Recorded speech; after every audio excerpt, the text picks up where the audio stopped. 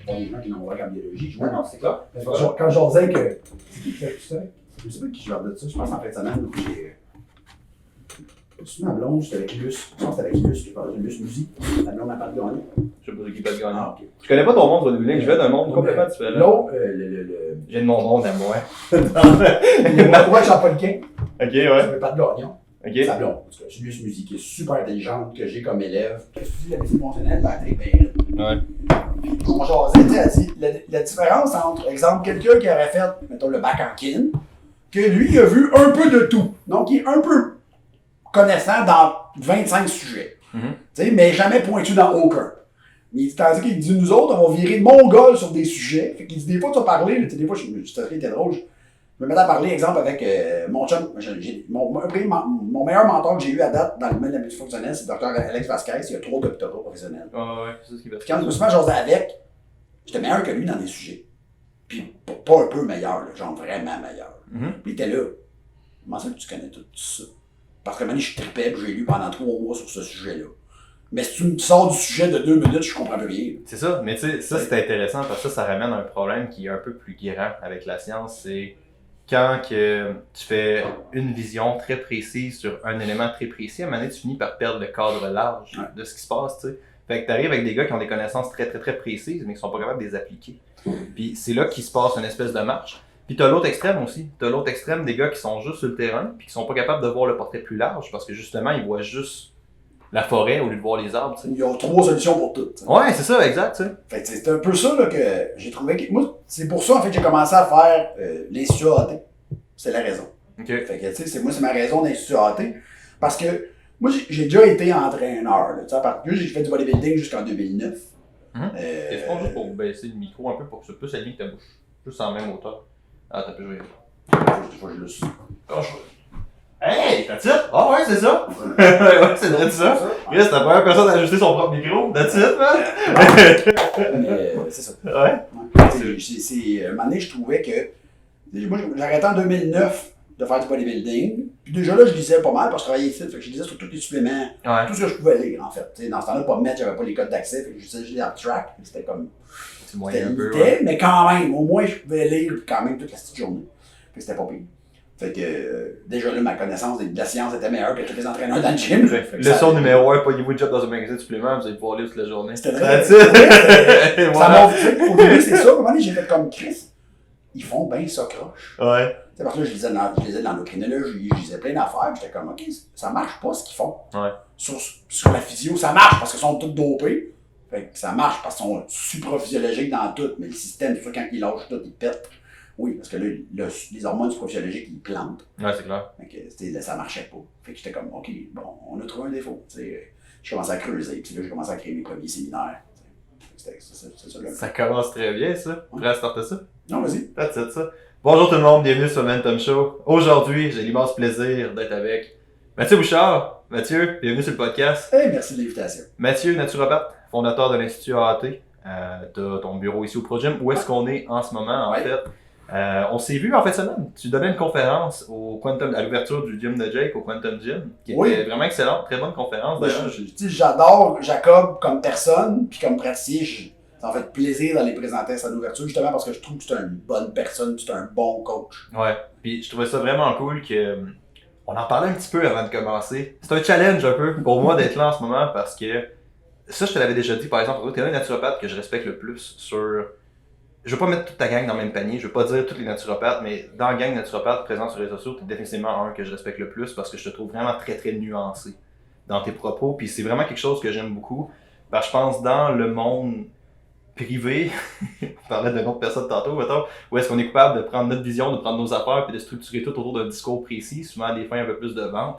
C'est dur d'avoir ce pas de recul-là.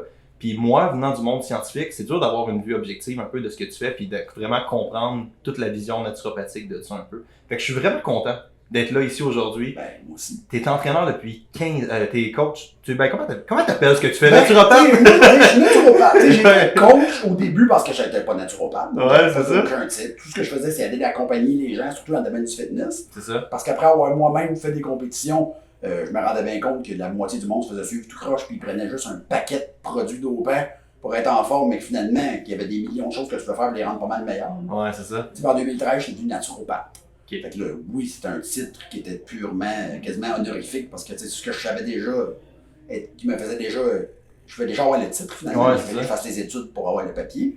Tu sais, mais après ça, ben, ça a juste commencé mon chemin dans ce qu'on appelle la médecine fonctionnelle. Parce que le fait de faire rajouter 2 petites lettres à côté de mon nom, ben, comme les États-Unis, pour eux, les petites lettres que j'ai à côté de mon nom, ça veut dire docteur en naturopathie. Ben, ils voient pas la différence. Fait que quand je contacte des gens importants, ils me répondent. Mets les lettres!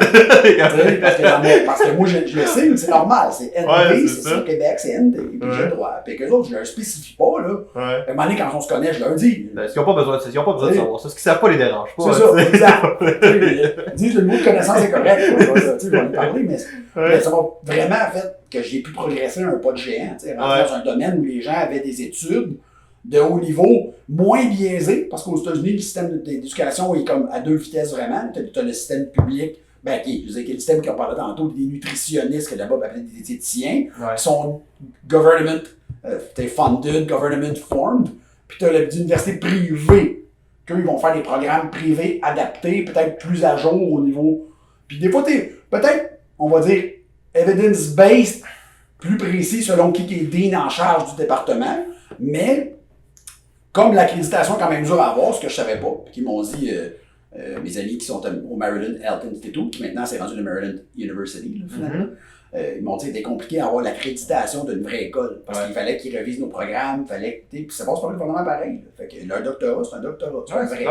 Mais ça a pris des années, comparativement à Harvard, ben, que ça fait des années qu'ils l'ont. Puis c'est comme tu dis, il y a cette réalité-là de la recherche qui est, si je me trompe pas, déjà fait un post là-dessus, en fait, il y a cette réalité-là de la recherche qui est, on vit dans une ère où est-ce que l'information n'est pas le problème. C'est pas, tu sais, les gens peuvent ouvrir leur Google, aller probablement chercher toutes les informations qu'ils ont besoin. Le fuck, c'est qu'ils sont pas capables de mettre ces informations-là dans un contexte ou de comprendre qu'est-ce qui s'applique à eux. Ils sont pas capables d'utiliser l'information. Puis quand tu arrives avec ça, où est-ce que tu as plein d'écoles différentes, ça vient fucking mêlant, le monde de la nutrition, tu sais. Ça vient mêlant, en fait, parce que, tu sais, on s'entend, les études scientifiques, je suis pas expert là-dedans. Tu sais, je l'apprends encore tous les jours, puis je me force à tous les jours. Puis, tu sais, pour avoir jasé du monde qui ont le champ, déjà, le doctorat, ils m'ont dit, pour vrai, c'est le sujet qu'ils détestent le plus, là, parce que c'est dégueulasse, les statistiques. Tu connais plus que moi, l'analyse de recherche. Moi, j'aime ça, les statistiques, en fait. Mais, tu sais, c'est toujours dégueulasse, parce que tu peux toujours faire varier ta valeur, puis ça va varier ta statistique. Selon ce que tu vas arriver comme résultat, tu peux jouer avec.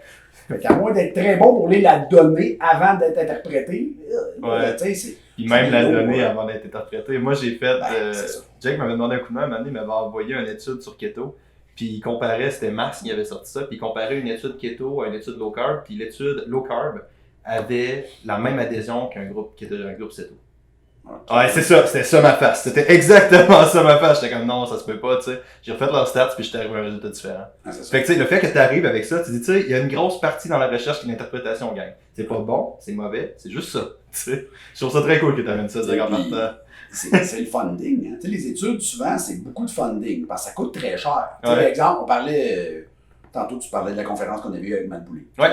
Matt Boulay, posturologue, donc ostéopathe posturologue. On était à Las Vegas. Puis à Las Vegas, l'association pour laquelle on le faisait, c'est the International Association of Functional Neuroscience and Rehabilitation. La part des gens qui sont là, c'est des docteurs en chiropratique, donc des chiro. Mais là-dedans, tu as une couple de doctorats, tu as quelques docteurs en naturopathie, mais c'est principalement les chiro, parce qu'aux États-Unis, le chiro, ça, je vais vous expliquer par eux, c'est le plus bas des doctorats professionnels. L'ostéo est plus haut, puis le médecin est en haut, puis même le docteur en naturo est comme à quelque part là-dedans. Il est comme plus haut que le. En tout cas, c'est je connais pas la hiérarchie, mais je sais qu'ils sont. C'est ça qu'il avait l'air m'expliquer. C'est le plus bas des 4. J'étais comme, OK, bon, c'est bien. Fait que les autres, ils ont commencé justement à prendre des affaires comme la neurologie fonctionnelle pour se donner plus de pouvoir comme praticien, parce qu'il est quand même normal. Puis un des gars qui présentait, c'est le Michael Longyear, puis il était à Life University, une université qui donne un programme de chiro, mais qui fait aussi un programme de recherche actuellement sur l'application de la neurologie fonctionnelle sur des symptômes de dépression. Mais il dit, on a juste l'argent à payer pour 12 participants. Il dit, tu sais, ça fait pas beaucoup. Mais il dit, ça vaut comment ça coûte? Tu sais, il faut qu'on les nourrisse, il faut qu'on paye, il faut qu'on fasse ci, il faut qu'on fasse ça. Il dit, là, on pourrait faire juste 12. Mais il dit, après avoir les résultats de celle-là, sûrement qu'on va avoir du funding. Fait qu'on va peut-être réussir à avoir de l'argent pour, mettons, une à 25. T'sais. Mais là, on tombe dans une autre discussion. Le funding en recherche, ça, c'est bordel, là, c'est un monde, là, mais c'est cool que tu arrives avec ça, tu sais. Puis c'est ça, je pense, qui fait ta force sur le terrain purement. Tu sais, c'est que tu arrives avec vraiment un shit ton de connaissances qui divaguent, puis qui sortent vraiment du cadre normal de ce qu'un naturopathe fait. Fait que la première question que j'ai pour toi, c'est ça vient d'où ça? Ça vient d'où cet intérêt-là? Qu'est-ce qui se passe? Parle-nous de Matt Bouchard. Ben, écoute, moi, je disais tout le temps, puis, tu sais, Mélodie, mon ex-femme, pour en témoigner 100 fois, j'ai une phobie de pas comprendre quelque chose. Okay. Je capote. Moi, je pouvais me lever la nuit. Mettons, je me mettais à penser à quelque chose, là. Ouais. Je me levais et j'allais sur mon ordinateur. Pourquoi? Je me mettais des notes sur mon ordi, je checkais des études, je me les envoyais moi-même sur mon Facebook. Ouais. Parce qu'à un moment donné, quand je vais mourir, ils vont tomber sur mon Facebook, il y a plus de posts privés juste à moi que de posts. Parce que des fois, c'est le même que je fais ça rapidement. Ouais. Je m'envoie le post, puis je le délite jamais. Fait que des fois, je regarde mon propre journal pour trouver quelque chose, puis il faut que je scroll pendant 2 minutes, puis ça, des posts que je me suis envoyés. C'est un peu ça mon problème. Puis à un moment donné, j'étais là. Moi aussi, je lis les études, puis j'étais comme, il me semble qu'il y a des affaires que ça se peut pas. Ouais. Ça marche pas. Tu sais, moi, j'ai commencé à étudier le domaine du supplément, puis un petit peu la base du corps humain. C'est comme ça que tu as commencé. C'est comme ça que j'ai commencé. De supplément. Tu sais, on est au Physimax, au ProGym, actuellement. Puis mon bureau est rendu ici, mais j'ai travaillé au Physimax pendant 13 ans comme conseiller. Puis le gros avantage de mon travail au Physimax, c'est que le boss qui avait logé l'éveillé est super gentil. Fait que lui, que j'avais mon ordinateur puis que je lise 8 heures de temps, tant que je servais le client puis que je donnais les bonnes réponses, il était content. Fait que plus j'étudiais, plus je donnais les bonnes réponses. Fait que plus c'est rendu qu'il y avait du monde qui se déplaçait, que c'était drôle parce qu'à la fin, c'était 13 ans, j'étais ici. Puis il y a du monde qui se déplaçait. Leur entraîneur, par exemple, de Trois-Rivières, leur a dit si tu passes à Montréal, arrête au ProGym, va voir Mathieu Bouchard parce que je sais pas la réponse à cette question-là, puis il va lui demander. Là, j'étais, wow, ok, ben, moi, je la connais, là. C'est ça qui est très cool aussi, puis qui est dur à faire, surtout que je peux parler pour moi en tant que jeune étudiant à l'université avec un ego gros comme ça, c'est d'admettre le fait qu'il y a des gars sur le terrain, que ça fait fucking 15 ans qui font ça. Fait que, tu sais, de rendre hommage au fait que, d'autres, ça fait 15 ans que t'es derrière un comptoir à lire des études scientifiques, à essayer de servir du mieux que tu peux ton monde. Puis je pense que c'est dur à faire quand t'es juste occupé à rester pogné dans ton ego à faire, puis c'est moi qui ai la vérité, c'est moi qui ai ça, puis tu sais, ça reste 100% louable, ça, tu sais, tu fais genre, il y a vraiment un effort conscient d'aider ma personne, puis de me développer pour ça. Wow, ça c'est fou, là, je pense. Ça. Ben, tu sais, c'est un peu ce que je répète tout le temps. Si tu le sais pas, ou tu sais, si t'as pas appris la théorie en arrière de ça, ton opinion n'est pas de la merde. Pourquoi? Ouais. Parce qu'au bout de la ligne, ok, t'as une opinion, mettons, purement scientifique. Toi, t'adores la diète carnivore. Parfait. Est-ce que tu as lu sur toutes les autres diètes? Est-ce que tu as lu ce que ça pourrait causer comme problème? Est-ce que tu as lu ce que ça peut causer comme avantage? Est-ce que tu as lu l'opinion d'autres mondes qui sont pas d'accord avec toi? Non, parce que toi, tu dis, ben, c'est toute la merde. Oui, ben, t'es un imbécile. Finalement, t'es pas un expert, t'es un imbécile. Tu sais, parce que t'as aucune idée de la contre-opinion à part de la propagande. Fait que, on poste, tu connais Christian Thibodeau, c'est sûr, je pense que tu l'as eu sur ton show. Mm-hmm. Puis Christian, il fait des posts souvent, puis souvent, je vais commenter des affaires sur les posts à Christian. Des fois, c'est des niaiseries, des fois, c'est drôle, parce que moi, Christian, on est amis, ça fait à peu près 15 ans aussi. Ouais. Fait qu'on s'auto-commande des niaiseries sur nos propres posts. Mais, son dernier post de la diète végane, c'était ça. Tu sais, à un moment donné, je disais, la madame qui argumentait avec lui de manière émotionnelle, les émotions, pas la part là-dedans, madame. Là. C'est de la science. Il n'est pas sur l'émotion. Que tu sois fâché et que ça t'offusque, oui, pour vrai, on s'en colle. Puis oui, on a sacré sur ça parce que non, c'est pas le premier sac sur une show de tous les mots. Christian a sacré une couple de fois, puis ça m'avait fait de quoi à un moment donné. J'étais comme, il paraît, parce qu'il est en train de sacrer. Est-ce que je dois faire de quoi? Ah, fuck that shit. Mais ça, c'est malade comme sujet, tu sais, t'arrives avec quelque chose, puis c'est dur de prendre, puis c'est peut-être, on pourrait parler d'une lacune potentielle de la science. Quand t'arrives avec des humains, quelque chose de purement logique, froid, rationnel, qui doit être appliqué à des êtres qui sont loin d'être logiques, froid, rationnel. Puis qui sont des êtres très émotionnels à la base, tu sais. Ben, t'as vu plus de monde que moi en consultation, là. Combien de fois t'as vu des gens suivre des programmes alimentaires juste parce qu'ils croyaient que c'était la meilleure affaire, puis avoir des résultats avec ça, genre. Puis des fois, j'ai eu mon client hier. Ouais. Puis là, c'est drôle parce que là, on saura pas c'est qui mon client hier parce que ça va être refusé à une autre date, fait qu'on dira pas la date d'aujourd'hui. Ouais. Puis j'ai un de mes clients hier, il a dit, oh, mais moi, je crois que c'est ça. Ben, tant mieux si tu crois que c'est ça. Pourquoi? On va le faire juste parce que tu vas t'avoir de convaincre que ça marche, ça va marcher. Mm-hmm. Il m'a regardé, mais c'est quoi qui serait mieux? Ben, ce que tu crois puis tu vas faire, ça va être déjà mieux que ce que je te donne puis tu feras pas. Exact. Puis tu sais, on arrive avec un autre problème avec la science. La science est faite pour être validée sur des moyennes. Tu sais, qu'est-ce qui se passe quand tu arrives avec un individu que ça marche pour lui? C'est ça. Tu sais, mettons, une étude que j'aime beaucoup, c'est, j'ai oublié son nom, c'est Black quelque chose. En tout cas, eux, ils ont fait un protocole de cardio qui ont contrôlé les apports. Puis ils ont contrôlé le cardio, ils ont fait un déficit énergétique, mais purement avec le cardio. Puis là, ils arrivent, puis ils font, mettons, 90% de la population perd à peu près le poids prédit. 5% que ça change pas grand-chose, puis 5% qui prennent du poids. À part contrôler, là. T'es comme, what the fuck is going on, tu sais. Tu dis 90% du monde, ça a marché. Ben, va dire ça aux 5 personnes qui ont pris du poids, man. Autres, Va leur dire ça, genre. C'est ça. Puis, statistiquement, ça marche pas. puis c'est la différence entre ce que tu dis, tu sais. C'est l'impact entre l'individuel puis la moyenne. C'est pas nécessairement la même chose, ça. C'est ça que les gens ont pas tendance. Tu sais, souvent, je vais voir d'autres naturopathes ou d'autres, peu importe, coachs, vont mettre des études. Puis je suis rendu le gars, des fois, que le monde a peur, là, parce qu'ils ont peur de me voir arriver sur l'étude parce qu'ils sont pas sûrs de ce qu'il y a l'étude qu'ils viennent de mettre. Ouais. Puis des fois, je leur dis, je vais vous dire en privé. Je suis pas méchant. Pour vrai, je vais pas vous blaster sur votre étude. Je vais t'envoyer un message en privé. Je vais dire, ouais, l'étude que tu as mis, c'est de la merde. Pourquoi? Parce que, regarde, ça, c'est biaisé. Ça, c'est biaisé. Regarde, le premier chercheur, c'est qui? Ouais, il est vegan. Premièrement, quand tu lis l'étude pro-vegan, dans l'introduction, tu fais comme déjà là. Tu sais, les points intéressants, parce que souvent, ces références scientifiques peuvent être intéressantes. Peut-être que la validation que lui donne est dégueulasse. Mais peut-être que l'étude qu'il a utilisée est très intéressante. C'est le même que je marque. L'étude au complet est dégueu. Mais, dans les 50 références scientifiques utilisées, il y en a 7-8 qui parlent de métabolisme, qui parlent de génétique, qui parlent OK, mais ils sont bonnes, ceux-là. Ouais, c'est clair. Il a utilisé un bon argument pour défendre un point de marde. Mais l'argument était bon. C'est clair. Prends l'argument, toi, puis bâtis-toi une connaissance avec ça. Puis je pense que c'est ça la force d'un expert, tu sais, c'est d'être capable de voir l'information dans le cadre plus large. C'est un peu ce que tu parlais avec, OK, la diète carnivore, c'est la meilleure affaire, mais est-ce que tu vois les downsides de la diète carnivore? Est-ce que tu vois les types de population où est-ce que ça pourrait être problématique? Tu sais, prends des gens qui ont des problèmes digestifs, si tu droppes leur fibre très bas avec une diète carnivore. C'est pas compliqué, ça. C'est comme nous. En ce moment, il y en a un, tu connais pas, tu connais-tu Rob Wolf?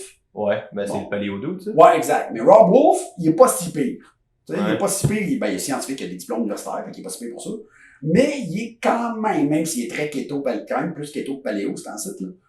Mais Fun fact, ce gars-là s'est fait connaître pour avoir fait la promotion de la diète paléo. Oui, ça, je savais. Mais c'est quand même très drôle, là, tu me dis, ah ouais, là, il est rendu c'est tout. Il est très pro-keto actuellement, mais il tente les deux. Ouais. Il est comme, OK, j'écoute jamais ses podcasts, je suis pas capable, mais là, il a publicisé un livre d'un de ses amis de la diète, Sean Baker, je pense que c'est un doc, là, avec. Ouais. Sur la diète carnivore. Mm-hmm. Mais il paraît que le livre, juste selon son review à Rob Wolf, à lui, il a fait, c'est qu'il a même mis les deux côtés de la médaille dans le livre. Il a marqué de la diète carnivore, il a expliqué.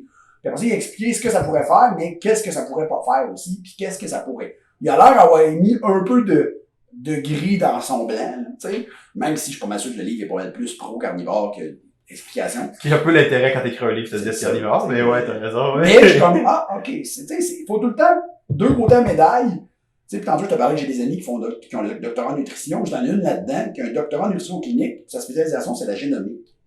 Il y a du coup plus compliqué que ça dans la vie. Mais tu sais, comme elle dit... Pour ceux qui écoutent, qu'est-ce que la génomique, Mathieu? Ben, c'est comme comment ta génétique va s'exprimer au niveau de ses enzymes, finalement. Donc, parce que chacun a un code génétique relativement différent. Donc, l'expression de certaines enzymes, donc qui vont créer des réactions dans ton corps, ne sont pas les mêmes que ton voisin. Donc, ça peut faire, exemple, qu'une personne comme va mieux métaboliser, exemple, l'oméga 3 du lait en oméga 3 normal qu'une autre. Donc, c'est un peu un exemple de ça. Puis ça serait un des trucs qui pourrait potentiellement exprimer, qui pourrait probablement être responsable de la variabilité individuelle quand tu adhères à des diètes ou non. Il y a ça qui fait, en partie, après ça, la modification, ça c'est quand même, c'est le coup, parce que la génomique, comme la génétique, est au service de l'épigénétique aussi. Fait que, tu sais, ce que tu vas faire comme hormone selon ta réaction, ton mode de vie, tes polluants, n'importe quoi, ça va influencer ces enzymes-là en même temps. Ce qu'on appelle l'épigénétique. Ouais, l'épigénétique. Tu connais la définition, ce que tu vas mettre par-dessus, la bouffe, vient encore le moduler. Ouais. Fait que tu sais, t'es comme, ben oui, mais, OK, tu vas avoir juste ça, pas de trouble. Mais tout le monde dans un environnement isolé, 12 heures de clarté, 12 heures de noirceur, avec un apport calorique qui reflète le métabolisme basal, avec tout un apport calorique qui donne 100% de toutes les vitamines et minéraux et tout. Là, tu vas avoir la meilleure expression de ta génomique possible. Personne ne fait ça. C'est ça, ouais, exact. Ça se fait pas, là. C'est complètement ridicule. Ouais. Mais après ça explique, exemple, ce matin, justement, sur les pauses de doc, une des docs, qui est docteur en ostéo, qui est sur le groupe, elle disait, j'ai une cliente qui sort avec un sérum B12 super élevé, mais avec des marqueurs sanguins d'une carence en B12. Ouais, mais le sérum, ça donne pas le marqueur sanguin. Ça donne pas la cellule. Ça, c'est encore une lacune de comment la médecine est appliquée, parce qu'ils checkent des sérums. Les sérums, ça veut dire que ça flotte. Ça veut pas dire que ça rentre quelque part. Ça vaut rien. Le sérum magnésium.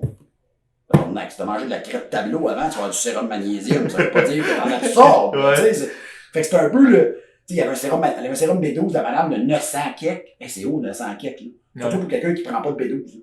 Mais qu'après ça, tu checkes, mettons, ses volumes globulaires moyens, puis son... C'est quoi la normale, mettons?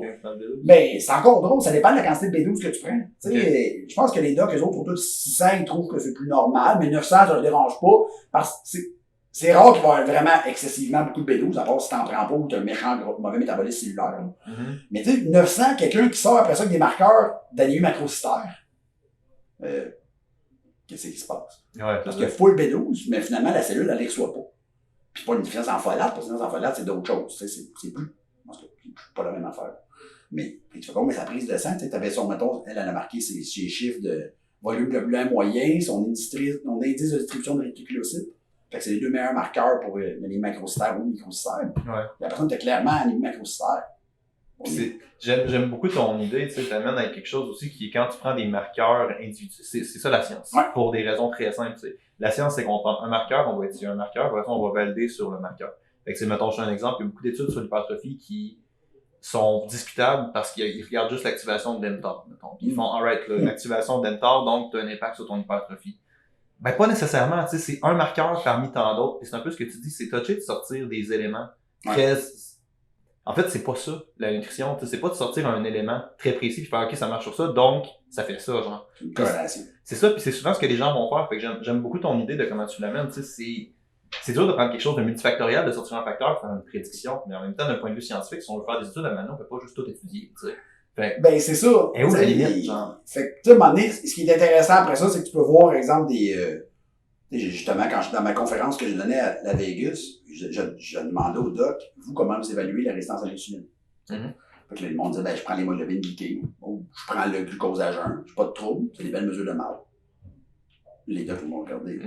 Ben, pourquoi je dis ça? Ben, je sais pas trop, ma prochaine slide, c'était une étude qui était sortie en 2016, Meta-analysis of independent risk factor for all cause or death mortality, je sais même, mortalité toutes causes confondues. Puis ils ont pris juste l'hémoglobine glyquée. Puis à partir de 5.7, le facteur de risque jusqu'à 7 doublait. OK. Puis 5.7, t'es pas diabétique, là. Non, c'est ça. On commence à t'avertir que peut-être qu'il y aurait peut-être un problème. C'est normal. T'es diabétique à partir de 7, c'est ceux qui écoutent. Ben, 7, c'était, le facteur de risque était à 2. Là, t'es comme, OK, c'est parce qu'il part à 1. Ouais, exact. C'est une estime d'augmentation, là. Ah ouais. Les autres, ils ont calculé pour un facteur indépendant. L'étude, je pense, c'est 44 000 personnes. Je dis, OK, il ne faut pas 3 personnes dans ton jardin. Là. Fait que, tu vois-tu que tu as servi de l'hémoglobine glyquée ou du glucose à jeun, là, ouais, ça vaut fuck all. Ouais. Pourquoi? Ben, tu vas manquer à moitié tu vas manquer le 3/4 des diabétiques, premièrement. Fait que déjà là, tu t'analyses pour quel. Quand tu regardes les études pour le cerveau, parce qu'on parlait du cerveau, l'autre parle insulin resistance, fait ça. Oui, mais techniquement, si on se fie à ce graphique-là, à partir de 5.7, tu es résistant à l'insuline. Parce que sinon, pourquoi tu mourrais plus vite? C'est quoi le défaut qui arrive avec ton hémoglobine glyquée? Ben, c'est ça. Ta mesure ne marche plus. Ta mesure ne marche plus. Fait que, il y a des études même qui montraient que, ça c'est un autre papier, pour l'hémoglobine glyquée, il dirait que le vrai cut-off, ça serait genre 5.3. Il dit que là, ça c'est Ryan Walsh, un docteur en naturopathie que moi et Christian Maurice, on est allé faire une formation avec. Tu ne connais pas Christian Maurice. Christian Maurice, c'est un naturopathe, mais il a aussi des formations à l'université là, en analyse de sang, puis tout. Fait qu'il connaît vraiment ses patentes. Quand on était là-bas, puis je vois chez nous bombardait, là, que pour vrai, on a vu 600 slides en 2 jours. J'avais le cerveau, mon gars. Moi et Christian, une chance qu'on était tous les deux ensemble, qu'on parlait tous les deux français, puis qu'on pouvait jaser de les pauses, parce que des fois, j'étais comme, t'as-tu suivi celle-là? Moi, je suis pas pire là-dedans. Ça, je connais pas ça, tu sais, parce qu'il est rentré il passait comme 10 sujets différents, tu sais, comme, avec des analyses. Parce que le séminaire, c'est Functional Blood Analysis. Même si légalement, je peux pas faire d'analyse sanguine parce que je suis pas médecin. Mais c'est le fun de voir les corrélations, par exemple. Ouais, c'est voir les affaires que tu fais comme, c'est clair. C'est spécial. Puis c'est ça le problème quand tu arrives avec beaucoup d'informations comme ça, un peu, puis tu fais genre, tu vois beaucoup de trucs, mais c'est dur à lier à un portrait global jusqu'à un certain point. Fait que, tu sais, puis c'est un peu ça l'évolution, je pense, de n'importe quel entraîneur, n'importe quel thérapeute. Tu arrives à un point où c'était comme, il y a tellement d'affaires que ça devient dur de juste être capable de bien cerner ces trucs-là, tu sais. Puis t'as amené une autre affaire que j'ai vraiment aimé tantôt, de parler de mettre un cut-off arbitraire. Tu sais, mettons, prenons l'IMC qui est un truc, un indicateur qui a été très très souvent sorti de son contexte. Moi, je suis un gros fan de l'IMC parce que ça te permet de mesurer un shit-ton de monde de manière relativement précise sans jamais les faire rentrer dans ton bureau. Ouais. Which is fucking awesome. Le meilleur, je te dirais, selon moi, deux marqueurs faciles, là. IMC avec waist to height ratio. Ouais, c'est super bon. Dans ces deux-là, là, ça va bien. Là, ça va bien aller. Parce que tu prends juste IMC, le problème, c'est que tout un peu de muscle, ça marche plus. C'est clair. Mais mets un weight to height ratio dans ton IMC, là, tu l'as. Mais c'est un bon marqueur. Ça dépend encore là si tu travailles avec des individus ou avec des populations. Dans un point de vue individuel, l'IMC, ça sert à peu près à rien. Dans un point de vue populationnel, pour chaque personne musclée, tu vois quelqu'un qui est en dessous de son IMC. Ouais. Fait que, ultimement, ça va se replacer un peu, mais tu sais, mettons qu'on prend juste l'IMC comme un exemple, là, mettons 25 poids santé, 30 en bon poids. À 30.1, tu vas mourir. C'est ça l'idée, genre. C'est ça le cut-off. Puis c'est un peu ce que t'amènes avec ça. T'es comme, mais non, man, mais non, tu sais, t'es à 30, t'es pas à 35. Puis c'est ça le problème quand tu mets des valeurs. Les cliniciens recherchent ça. Ils veulent des oui, non, des vrais, faux, mettons. Puis c'est exactement ce que t'as dit, c'est, avec ton exemple de méta-analyse tantôt, c'est pas ça. Non. C'est plus compliqué que ça. Puis tu peux pas juste rester collé sur ta valeur sans l'interpréter, je pense. Ce qui est le fun, je pense. Moi, Ben oui, j'ai commencé à étudier parce que je me rendais compte qu'il y avait tellement de noir et de blanc, mais pas de gris. Le monde, il véhiculait pas de gris. Ouais. Mais j'étais, ok, c'est parce que c'est pas noir et pas blanc. Vous avez comme pas lu les livres pour vrai, là, parce que je lis les mêmes livres que vous autres, mais moi, il me semble que je vois plein de gris. Ouais. C'est plein d'affaires qui peuvent être interprétées de plein de manières différentes, puis quand je les Google après, comme mettons, on y est tout le temps. Je serais curieux, c'est ça, je serais curieux des exemples de gris, mettons, même juste en données scientifiques, le monde va dire, ok, l'interleukine 6, c'est un cytokine pro-inflammatoire, pas tant d'immunité.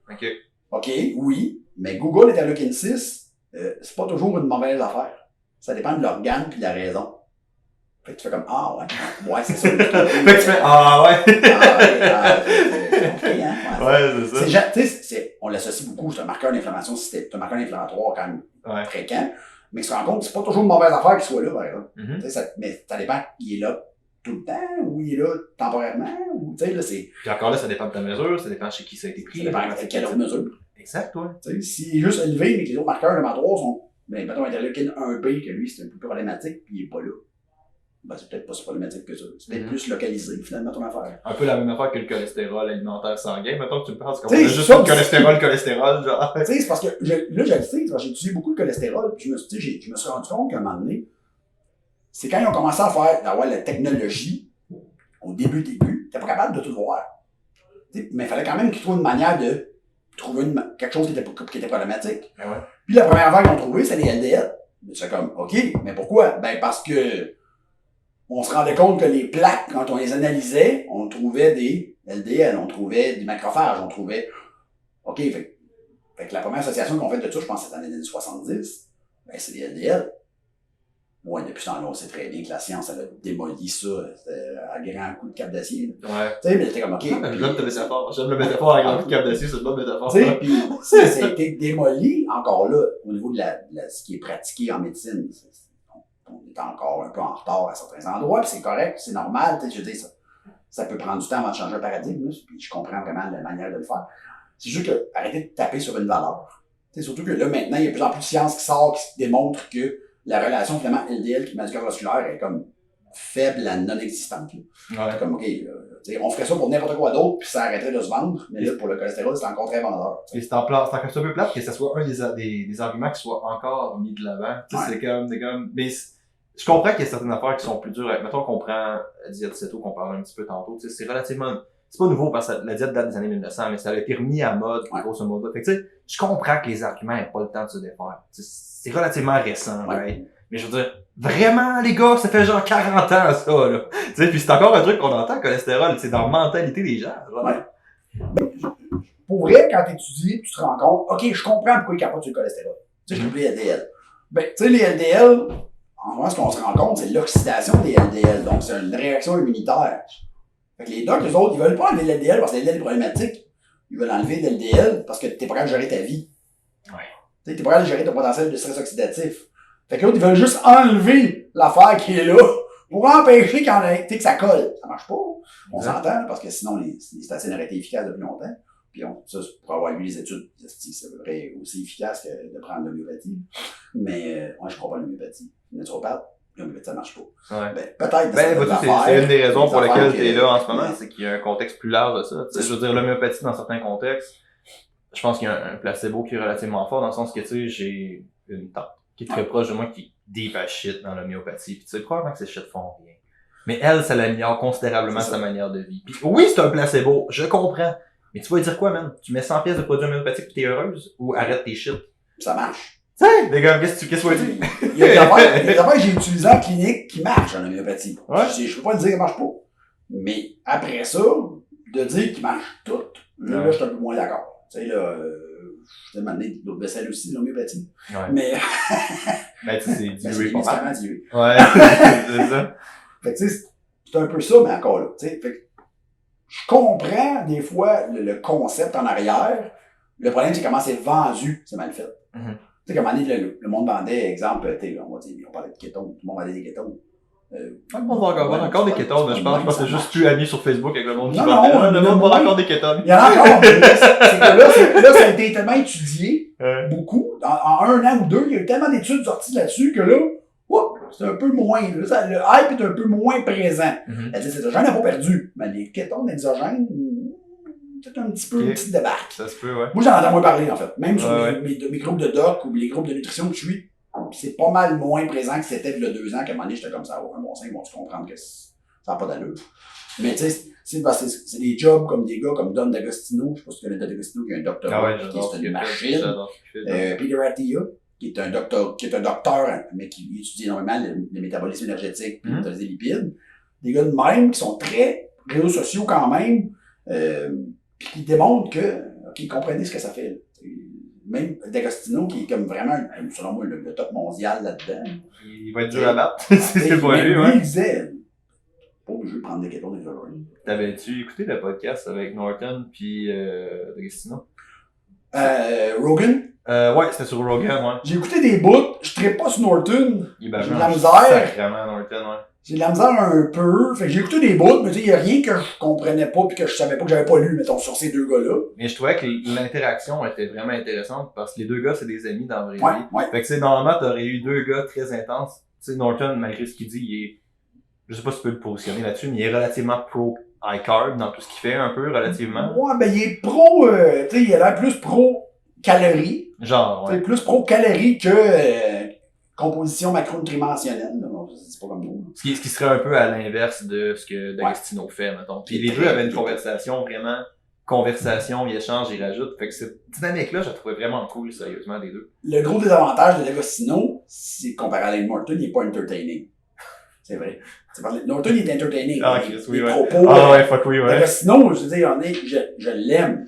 Des fois, il est à peu près aussi intéressant qu'un corps de porte. Là. Je veux dire, tu l'écoutes parler, puis comme toi, puis le Canada parlementaire, ça. Non, c'est ça. Mais il est super bright, tu sais, mais c'est un scientifique. Fait que le gars, j'ai déjà eu en conférence une fois dans ma vie. Ouais. Je sais pas quel. Au American College of Nutrition, l'année passée, j'étais à la conférence annuelle, puis il était là. C'est là que j'ai vu. En tout cas, mettons, je pense que c'est là. Mais on ne citera pas là-dessus. Mais je l'ai pas une conférence, puis je le trouvais drabe. Tu sais, j'étais comme, t'es vraiment intelligent. J'aime ça, tes posts, mais. T'es plate, baptême, c'est pas intéressant. On va continuer dans cette tangente-là, des parenthèses weird. Tu connais Stephen Blair? Qui est un des gros chercheurs. Alors, c'est le gars qui a mis, c'est le premier médecin à avoir fait la corrélation entre la capacité aérobie et le risque de maladie cardiovasculaire. Okay. C'est une sommité dans son domaine, en entraînement, en entraînement cardiovasculaire puis en problème cardiaque, c'est une sommité. Okay. Je l'ai croisé dans un congrès de la CSL, il était pas capable de me regarder dans les yeux. Ok, le gars, il... Non, c'est skill social. Zéro, là. Fucking zéro avec un mort, là. Mais c'est un chercheur incroyable dans ce qu'il fait. Mais tu sais, je trouve ça drôle parce que ça fait penser un peu à ça que tu dis. Puis c'est vrai, il y a beaucoup de chercheurs qui ont des trucs très intéressants à dire, qui sont vraiment juste boring. Fait que ça fait que cette information-là est pas mise de l'avant, tu sais. Il faut qu'il soit très chanceux puis qu'il se colle à quelqu'un qui a une grande gueule. Ouais. Tu sais, parce qu'il y en a des fois qui sont juste chanceux puis que, tu sais, ils s'associent avec du monde, ou ils sont invités à des podcasts avec un très bon intervieweur. Ouais. Tu sais, j'en pogne des fois que, tout à l'heure, j'ai écouté un podcast, puis je nommerai pas parce que je le connais, le gars, puis c'est un podcast américain. Fait que, ben, on s'en fout. Puis il interviewait quelqu'un qui avait vraiment de quoi à dire d'intéressant. Puis le gars était quand même pertinent. Tu sais, il pourrait, était très pertinent. Mais tu voyais que l'intervieweur avait un gros biais. Très keto. L'autre, lui, parlait de métabolisme énergétique. Ouais. Puis pour vrai, c'était très intéressant ce qu'il disait, là. Puis, tantôt, je te parlais du modérateur boss sur le groupe où je suis, là, on voit. Mais ils se connaissent les deux, là, justement. Le gars qui parlait, puis le modérateur du groupe. Puis justement, ils se consultent pour des affaires. Fait que je peux savoir que ce gars-là, il est pas biaisé. S'il parle avec mon chum Gabor, il est pas biaisé. Parce que sinon, Gabor, il n'endurerait pas 2 minutes. Okay. Fait que c'était cool. J'écoutais le podcast. Tout ce que le gars disait, c'était très cool. Mais l'autre, essayait tout le temps de ramener ça en keto.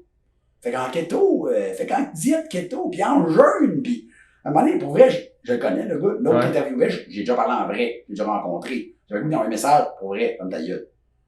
Laisse-les parler. Parce que c'est plus intéressant ce qu'il dit que ce que toi tu dis. Ouais. Même si tu vends ton crowd, parce que ton crowd, c'est des ketos finis, ferme ta gueule. Puis là, on ramène un autre problème qui, ça, je pourrais en parler, tu sais, puis c'est une des raisons qui fait que t'es arrivé si tard sur le podcast, tu sais, parce que j'étais une bitch obsédée par ma vision à moi, que moi j'avais raison, puis que la science disait ça, tu sais. Mais c'est dur, là, en tant qu'intervieweur, parce qu'il faut que tu répondes à un besoin, il faut que tu répondes à une audience, puis ultimement, t'as beau faire tout le travail du monde, si personne ne le voit, C'est ça. what's the point, tu sais, puis il faut que tu ailles, fait que là, faut que tu joues un peu cette game-là du sensationnalisme sur les médias sociaux, faut que tu joues l'interaction, faut que tu joues ce que le monde veut, tu sais. Puis ça devient dur de balancer cette information-là, je pense. Tu sais. Oui. Tu sais, je suis pas un gars qui est marketing réseaux sociaux. Moi, je fais des posts, puis pour vrai, t'aimes pas ça, je m'en fous.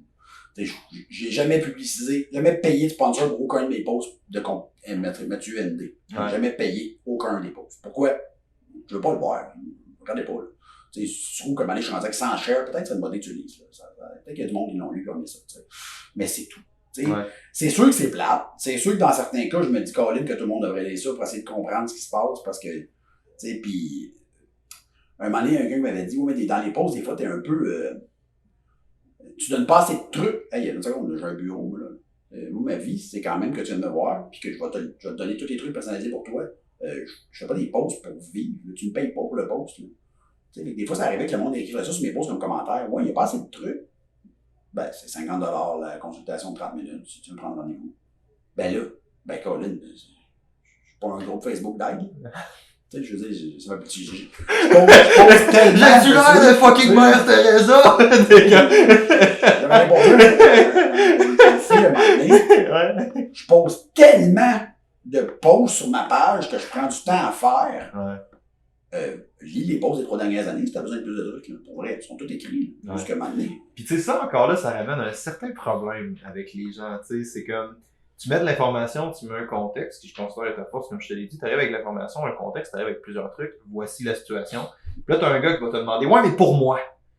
Puis là, t'es comme, même, c'est pas ça l'intention. L'intention, c'est de donner de l'intention, c'est pas de faire un protocole alimentaire. Puis quand t'arrives en thérapie, en thérapie, c'est pas de la thérapie dans ce cas-ci, mais quand t'arrives en consultation, ou vraiment avec un aspect de faire quelque chose d'individuel, puis quand t'arrives à diffuser de l'information, l'intention n'est pas la même. Non. Puis c'est ça qui a eu beaucoup de problèmes quand tu fais des textes keto ou tu fais des textes whatever, tu sais, t'es comme, ouais, ça peut... C'est quoi l'adhésion de keto? 5% à peu près. T'as 5% d'adhésion. Je dis 5 à 10%. Ouais, mettons que t'as 5% d'adhésion, c'est tout. Si t'es dans le 5% et que tu lis un texte pro-ceto, tu vas faire awesome, c'est directement applicable pour moi. Ouais. Mais si tu lis ton texte 5% puis tu fais wow, ça c'est la vérité, je fais une ceto, en sachant pas que dans 95%, tu vas regarder de tenir la crise d'hier, what's the point? Ouais. Puis c'est dur, je pense, de faire du sens là-dedans. Là. C'est dur, puis tu sais, au nombre de fois que je reçois des messages en privé, quand j'ai mis ça sur les posts, sont plus nutritionnels. Fait que moi, c'est même pas ça, là, je te pourrais te montrer des screenshots.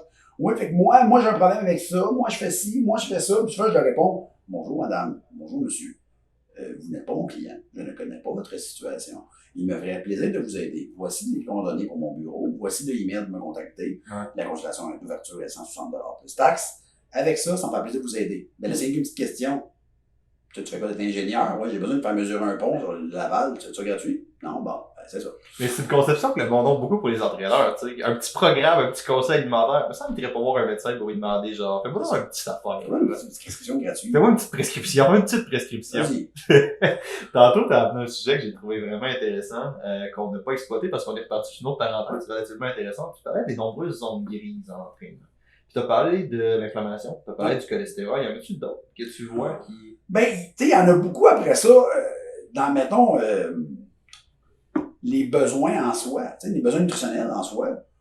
Tu sais, moi, pour l'avoir essayé plusieurs diètes, moi, je réponds mieux à une diète qui est plus élevée en protéines. Si je la baisse, même si je monte mes calories, je le vois qu'au niveau physique, ma shape prend le bord plus facilement. Faut que je mange plus pour compenser, tu sais. Moi, j'ai comme mon turnover de protéines trop élevé parce que je suis trop stressé, puis c'est ça ma vie. Mm-hmm. Mais en tout cas, pour moi, ça marche moins. Mais après ça, d'une personne à l'autre, ta capacité à les gérer, ta capacité de l'assimiler, ta capacité à ton système, le besoin. Tu sais, je jasais avec un ami, Doc, puis on s'est rendu compte qu'on a le même problème. Si on prend pas de supplément de zinc pendant longtemps, un moment donné, on finit par faire, on fait comme tout le temps dépressif, tout comme de la merde. Mais toi, il me semble que ça part jamais. Là, tu vas dire, OK, c'est du minding. Oui, mais attends une seconde, lui, il n'y a pas juste du minding, là, je le sens. Tu sais, puis mon ami qui m'a dit ça, lui, il a une belle vie, là, tout est beau aussi, là, sa vie, là, tiens, je fais même de la merde. Je te dis ton zinc, ah, tu fais un mois, je fais le zinc. Fait que souvent, il allait s'acheter du zinc 4 jours après, là. Mais tu sais, Ça va mieux. on jasait tantôt d'un truc qui était super intéressant, j'ai trouvé. On parlait de la différence entre la moyenne et l'individuel. C'est ça. Worst case scénario, ok? C'est un placebo. Le pire scénario au monde. Les gains que t'as pour 30$ par mois, là. Est-ce que c'est... Mais je te dis pas que ça marche pas. Ce que je te dis, c'est de prendre le pire scénario. Ta conclusion concrète va probablement acheter mon zinc anyway, tu sais. Puis on est coupable souvent de faire ça, puis de perdre un peu ce qui marche pour l'individu, je pense, dans ces affaires-là. Puis je trouve ça vraiment intéressant. Je dis à mes élèves beaucoup, j'ai l'Institut AAT, parce que le but de l'Institut AAT, c'était ça, c'était assez fort. Notre slogan, c'est de venir apprendre à comprendre avec nous. Parce qu'on dit au monde, on ne vous apprend pas. On vous apprend comment vous allez comprendre. Parce que tu peux bien me demander mon idée, mon opinion, me donner mon opinion. Ça ne s'applique pas sur toutes les matantes qui vont dans une droit dans le bureau. Là. Fait que il faut que tu développes ta propre manière de penser pour être capable de l'appliquer sur tout le monde qui va dans ton bureau. Ouais. Parce que ma pratique et ta pratique, c'est pas la même pratique. T'sais, on ne rencontre pas tout le même monde. Fait que c'est un peu là que tu rencontres la bio-individualisation que faut que tu comprennes comment ça marche. Puis, tu sais, le premier cours qu'on donne, on explique aux gens comment évaluer quelqu'un. Le monde, je sais comment évaluer quelqu'un. Je te garantis que non. Pourquoi? Parce que tu ne demandes pas la question, tu vas manquer la réponse. Ouais, c'est clair. Une de mes plus grosses influences dans la vie, le premier coach que j'ai eu en entraînement, c'est Dr. Kit, Maxime Saint-Onge. Ouais. Puis Maxime, il fait que de l'évaluation de compétition sur l'emploi. OK. Ou presque. Il fait un peu de consultation, mais souvent, en fait, il fait un peu d'entraînement, mais c'est vraiment spécial en évaluation. Fait que comme, je sais comment évaluer quelqu'un. Most likely, non. Je sais pas vraiment comment évaluer quelqu'un. Puis je trouve ça plate un peu que cette réalité-là soit là, parce que, tu sais, comment t'es censé faire un plan de traitement si t'es pas capable de bien cerner les besoins de ta personne? Ce qui est le but d'une évaluation, right? Ouais. Fait que, tu sais, c'est très intéressant que tu partes avec ça, je pense. C'est de partir avec le besoin autant nutritionnel que le besoin émotif, donc psychologique de la personne, parce qu'en posant des questions, ça c'est intéressant. La personne a, Mélodie était beaucoup plus forte que moi là-dedans, elle est encore beaucoup plus forte que moi là-dedans. Mais c'est que la manière que la personne va répondre, la manière qu'elle va formuler ses réponses, ben, tu vas te rendre compte que la personne a peut-être besoin de plus de support que l'autre. Tu sais, que tu envoies des messages par semaine de comment ça va, puis comment ça va ton plan, toutes ces questions pour moi, puis tu sais, t'en as qui en a d'autres que tu donnes un plan, puis t'es beau pas avant 3 semaines, puis. C'était beau, ouais. Un mois de travail, puis tu fais-tu tout? Ouais, pas de problème? Non. Tu sais, pour vrai, il faut que tu leur demandes. T'es sûr? Tu constipé? Ouais. Tu m'en as parlé? Ben, c'est pas important. Ben oui. Tout le temps ce client-là, ben, tu l'as tout le temps ce gars-là qui est comme, moi, j'ai un gros problème, mais je sens pas le besoin de t'en parler. Fait que là, t'es gars. Je vois qu'il arrive de quoi hors norme. Ouais. T'as l'obligation de m'envoyer un message. Ouais. Même un texto.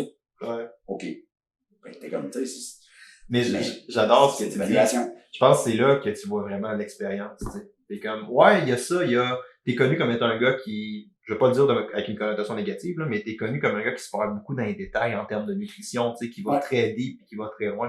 Puis t'arrives, la première chose que tu dis sur ton podcast, c'est, ouais, ultimement, tu sais, il va rester une grosse partie de comment est-ce que la personne deal avec ça. Puis c'est important de voir ça, là, c'est vraiment, vraiment important de voir ça, je pense, là. C'est un point que Mélo a changé ma pratique beaucoup, justement, parce que, tu sais, elle a travaillé en psychologie. Ben, j'étais très théorique, parce que moi, psychologie, c'était pas mon point fort.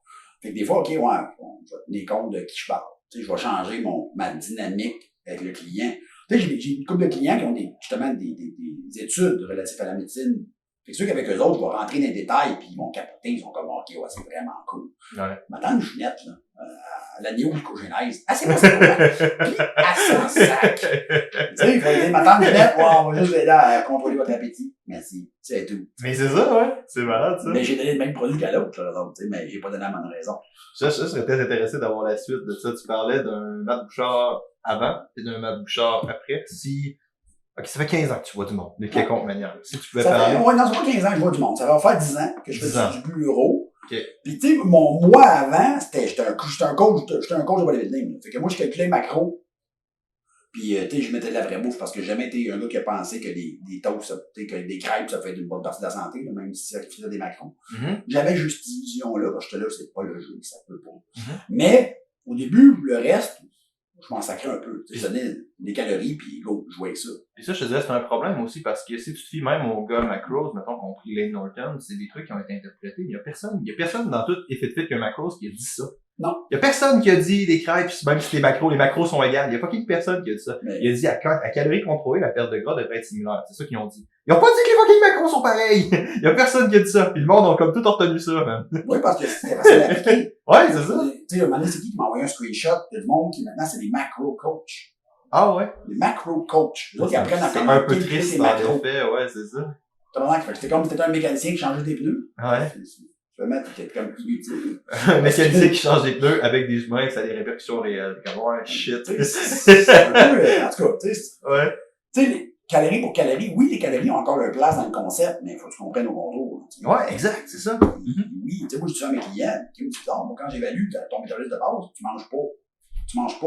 Moi, je perds pas de poids, ouais, là, je vais pas t'expliquer tous les paramètres hormonaux, pourquoi tu perds pas de poids. C'est un peu trop compliqué, mais ce qu'on va faire, c'est qu'on va monter tes calories, ok? On va monter. Ben non, ouais. Ça. C'est ça, moi, je suis tout le temps au client, puis j'ai même dit, je pense, sur le podcast à Jacob. Tu sais, genre, t'as essayé ta manière pendant 2 ans, là, t'as pas perdu une maudite livre, moi, c'est la mienne. Un mois. OK? Laisse-moi une chance. T'as essayé 2 ans, ça marche pas. Puis c'est un bon argument aussi, ça, je trouve ça intéressant ce que tu amènes parce qu'il y a une lacune avec cette méthode-là, que les gens, quand ils mesurent, souvent vont underreport leurs apports de 25 à 35%. T'as la même affaire comme moi. Ouais, mais tu sais, ça l'amène tu sais, on parle, puis là, le monde font, ouais, 20%, ben, peut-être 30%, c'est quand même cool. Tu sais, c'est quelqu'un qui est à 1002 versus une activité à peu près 1500, 1600, c'est comme, ouais, ça change la dynamique pas mal. Mais tu sais, j'aime beaucoup ton approche de comment est-ce qu'on va monter les calories, parce qu'il y a beaucoup de monde qui mélange les deux, mettons. À rester tellement focusé sur les calories, tu oublies les aliments. Puis c'est pour ça, toi, tu montes les aliments, j'imagine, pas mal plus que tu montes. Tu manges de la vraie bouffe. Mais oui, c'est ça. C'est ça, dans les conseils. Il y a pas dans l'augmentation de calories, il y aura pas de gâteau là-dedans, puis tu n'auras pas de manger de ballonné. Ouais. Puis ultimement, même si, admettons qu'on prend pour acquis que c'est vraiment une erreur de mesure, ben, pas une erreur de mesure dans leur terme, mais admettons qu'on prend pour acquis, ultimement, tu as monté leur apport, puis leurs calories vont probablement avoir droppé, right? Ben, ils vont avoir moins faim, les enfants qui mangeront plus. Exact. Les calories vides comme les sauces barbecue, puis j'ai bu avaler le cœur, mais il n'y aura plus de ça. Là, fait que, il va y avoir un shift de ce qui est rentré. Exact, ouais. Mettons que la calorie reste pareille, mais que tu as coupé 50 grammes de sucre parce qu'ils savent que maintenant qu'il y a de sauce barbecue, c'est du sucre. Puis tu as augmenté d'un bord, ben, tu t'as mis plus de fruits, puis de la protéine de plus, ben, ça marche. Ouais, exact. Puis c'est très cool ce que tu dis avec ça. Puis tu sais, il y avait une étude, la première étude, à mon humble connaissance, qui avait été faite là-dessus. À comparer les grains entiers versus les grains blancs, qui étaient à peu près similaires, puis il disait que pour 200 calories, me semble, t'avais à peu près 40 calories différentes. T'avais une dizaine de calories différentes, 10-15 calories différentes. Et quelque chose comme ça, je m'en rappelle. Un tranche de pain, mettons? Ouais, c'est une affaire de même. T'avais 10-15 calories par assimilation. Fait que si tu regardes ça, d'un point de vue purement macro, tu fais, on s'en branle. La différence, c'est mineure. Si tu regardes ça d'un point de vue coach avec tes clients, consultation individuelle, tu dis, ouais, ça pourrait considérablement foutre la marde dans ta perte de gras ou non, cette marge d'erreur-là, tu sais. Ça, puis après ça, quand ils ont commencé ce qui a changé beaucoup la donne nutritionnelle pour les macros, c'est quand ils ont commencé à rentrer les peptides entérogastriques dans le mélange. Je sais pas c'est quoi. Tout ce qui est sécrété par l'intestin suite au repas.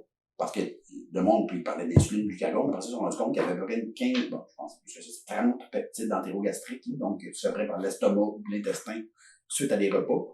Puis il y en a beaucoup là-dedans qui influencent la relâche d'insuline, l'appétit, fait que t'es comme, ok, ça change la donne. Ouais, c'est ça. C'est venu encore rajouter de la complexité dans le mélange, parce que quand ils testaient les peptides, ça sur des rats, parce que ça a l'air que tester les humains, c'est pas grave. Mais les humains, ils ont testé aussi parce que ça se teste dans le sérum, fait que c'était quand même testable. Ouais. Ils se rendaient compte que ça marche pas. Calories, ça marche pas. Il y a des réponses qui marchent vraiment pas. Ben non. Je serais curieux d'avoir ton opinion là-dessus, puis c'est peut-être plus un intérêt personnel, mais tu sais, on sait que la majorité des études faites chez l'animal ont pas tendance à être reproduites chez l'humain. Dans le sens que si on fait quelque chose chez l'humain, on trouvera pas nécessairement de résultats chez l'animal, on trouvera pas nécessairement de résultats chez l'humain. Par contre, t'arrives avec ça c'est la limite principale, qui est le modèle animal versus le modèle humain. Par contre, t'en as parlé un peu tantôt, puis j'ai trouvé ça très intéressant. T'as dit, tu sais, ultimement, quand on regarde tous les paramètres, on sera pas capable de recréer ces effets-là chez l'humain. Tu seras pas capable d'isoler toutes les conditions pour mesurer des variables. Fait que ça, c'est un peu un débat. Tu sais, t'as donné l'exemple de tes souris, mettons, tantôt, t'as dit, tu sais, on va contrôler leur alimentation, on va contrôler leur sommeil, on va contrôler leur gestion du stress. Fait que là, on sait qu'on isole un effet. Versus, on va essayer de travailler avec des humains, on travaille un peu plus avec la population cible, mais on a moins d'effets contrôlés. Je serais curieux d'avoir c'est quoi ton opinion là-dessus. Ben, c'est tout le temps un peu ça, hein. Le monde pense que c'est parce que c'est pas reproductible. C'est sûrement assez reproductible parce que le système digestif d'un omnivore est similaire d'un omnivore à l'autre. Fait que tu peux quand même. Là, maintenant, ils sont même capables, c'est un de mes amis en doc qui me disait, ils sont capables, je pense qu'une université américaine était capable de faire des mini-systèmes digestifs ex vivo. Ah ouais? Je sais pas, j'ai pas vu, c'est fucked up, ouais, c'est ça. J'ai pas checké la référence, mais la personne qui m'a fiable qui m'a dit ça, j'étais comme, c'est malin. Ah, c'est vraiment très cool, hein. Très cool, on va découvrir avec ça, en tout cas.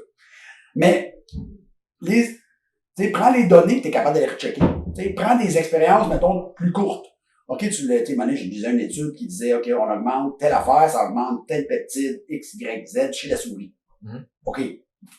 Ils ont pris, mettons, des filles, une vingtaine, puis ils n'ont pas rien contrôlé d'autre. Le matin, ils se sont levés, ils ont dit, putain, là, déjeuner, mangez ça.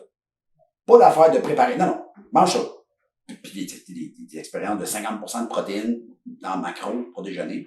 Prends mesure, ça fit.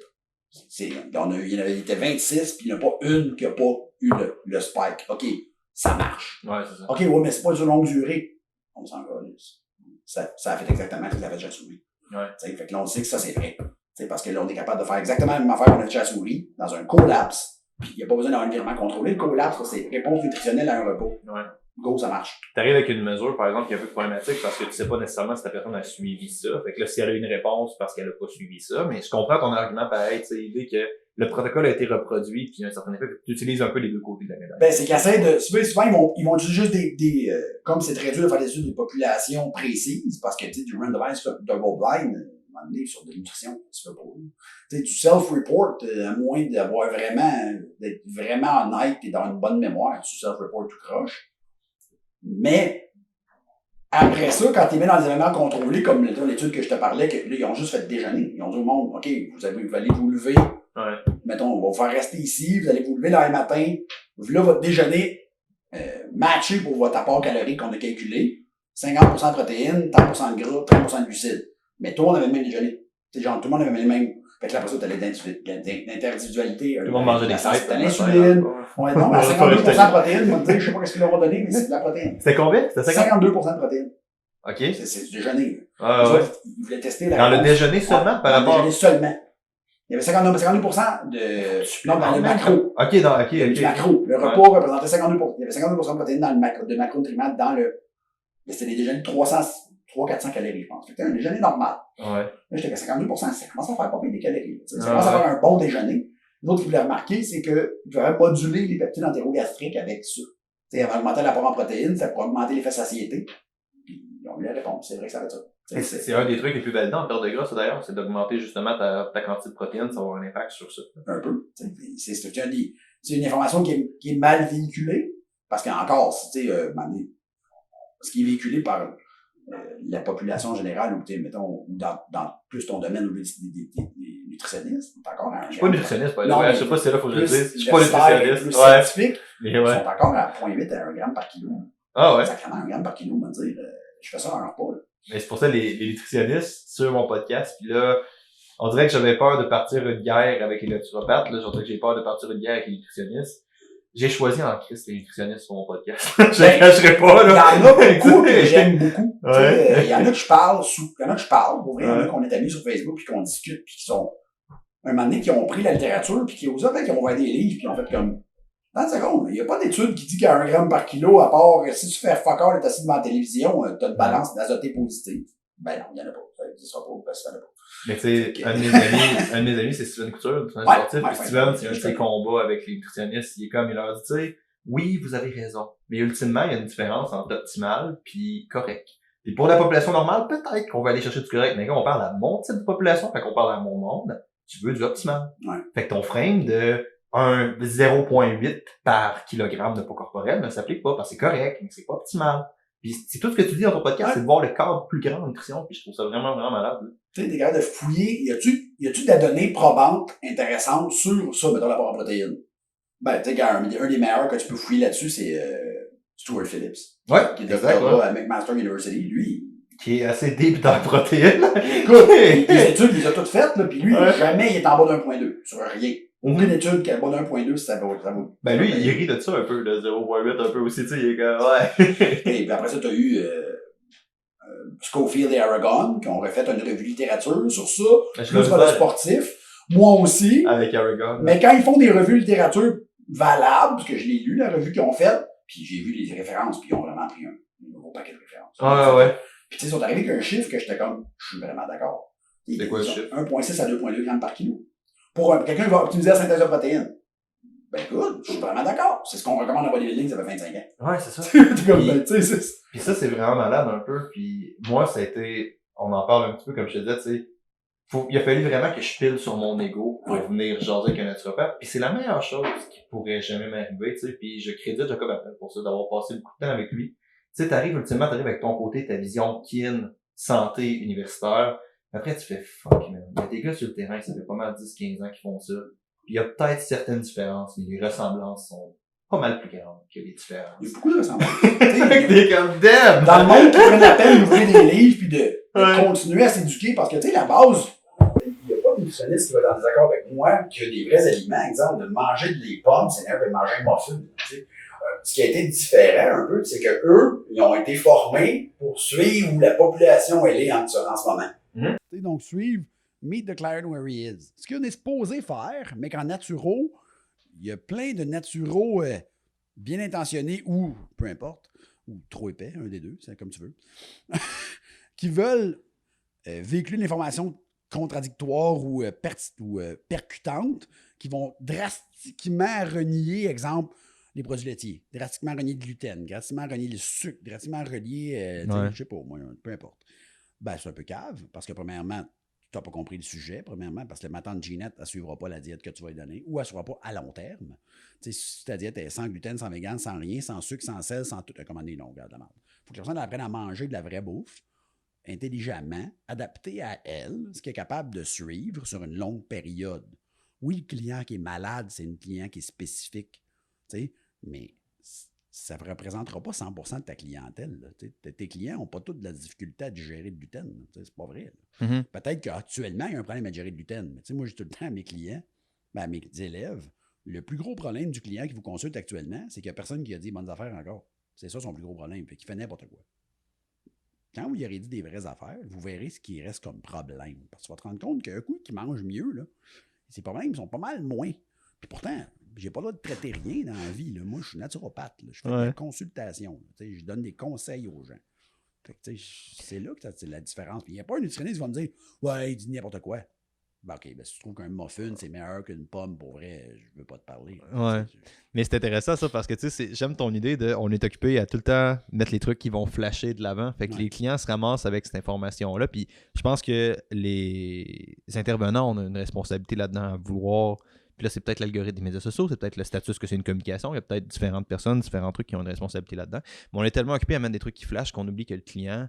Ce qu'on fait en clinique, c'est répéter tout le temps les mêmes affaires, tu sais. Puis t'as avec des clients qui te parlent de leur métabolisme quand qu'ils mangent 5 grammes de fibres par jour. Tu sais qu'il y a un problème, mais pourtant le client est tellement focusé sur « faut que je tombe en cétose » qu'il perd un peu ce cadre-là, genre. Puis j'aime comment tu l'amènes, sérieusement. C'est toujours la bio-individualité. Donc, c'est toujours ça. T'sais, toi et la diète de ton voisin, c'est pas la même affaire. Il y a des grandes lignes qui vont marcher, mais ça se peut très bien que la diète de ton mononcle Paul, elle marche pas sur toi. Mm-hmm. Puis moi, souvent, quand il y a des clients qui veulent avoir des affaires plus drastiques, ça arrive, des clients qui veulent des diètes plus drastiques comme la diète cétogène, je leur dis pas de problème, mais écoute, t'as un kit. Tu imagines que tu t'as acheté un glucomètre ou t'as acheté un kétomètre, t'as acheté. Non. Ben, Caroline, tu ne mets pas à faire de la course de char sans tester si ça va suivre. OK? Fait que là, tu vas quand même investir, tu vas aller t'acheter des petites affaires, puis tu vas te faire des petits tests. Ouais. Ça coûte de l'argent. Ben oui, mais tu veux faire une diète super tough. À un moment donné, si tu fais une diète céto puis tu tombes jamais en cétose, il y a peut-être un problème. Hein? Ouais, c'est clair. C'est ça. Moi, ça me tente pas de gérer le problème. Merci énormément d'avoir été là, Matt. Où est-ce que les gens... Où est-ce que les gens... écouté le podcast, on s'excuse pour l'heure et quart. Où est-ce que les gens peuvent te trouver? Ben écoute, sur Facebook, Mathieu Bouchard ND. Même chose pour Instagram, donc Mathieu ND, c'est facile à trouver, c'est Superman mon logo. Donc mon bureau est au Pro Gym Serge Moreau à Montréal. Où est-ce qu'on est en ce moment? Vraiment un gym assez phénoménal. Ouais. J'étais jamais venu, c'était assez intéressant pareil ce qui se passe ici. Merci beaucoup. Si vous avez aimé, nouvel épisode du Momentum Show à chaque semaine, rendez-vous sur iTunes, Podbean, peu importe la plateforme que vous saisissez pour une destination 5 étoiles, ça fait une grosse différence. Le Momentum Show vous a été présenté par Strong Coffee, rendez-vous sur strongcoffee.com et utilisez le code promo Momentum10 pour avoir 10% de rabais sur le meilleur café au Québec. On se revoit la semaine prochaine, gang.